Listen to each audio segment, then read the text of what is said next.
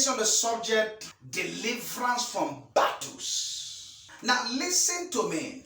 You are not meant to be fighting battles all your life. Your business is not meant for battles. Your family is not meant for battles. Your finance is not a battleground. You are coming out of this battle, you are entering another battle. As you are coming out of this one, you are entering another one. Listen to me, that is not the will of God for you. But I hear the Lord said to me, I am taking over that battle in the name of Jesus Christ. 2 Chronicles chapter 20 verse 17. The Bible speaks that you shall need not to fight in this battle, for I the Lord will fight the battle for you.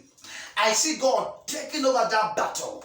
That witchcraft altar that has been fighting you, that married altar that has been fighting you, that spiritual husband has been fighting you, that uncle, that auntie, that your stepsister, your stepmother, that power in your village that has been fighting you.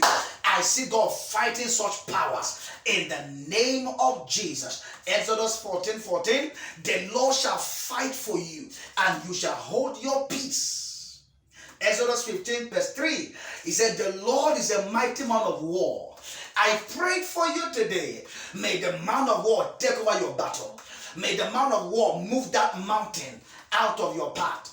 Every strong powers, every strongholds, every barriers around your path, every barriers around your life, may the mighty man of war destroy such barriers, destroy such mountains in the name of Jesus.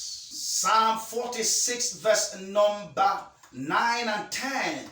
He maketh war to cease. Every war going on in your marriage, going on in your family, going on in your health, going on in your business, going on in your career, going on in your finance, come to an end now in the name of Jesus. May the God of war stop every war around your life in the name of Jesus. May the Prince of Peace give you peace, give you rest, rest from battles, rest from affliction, rest from pains, rest from struggle, rest from every activities of darkness against your life in Jesus' name.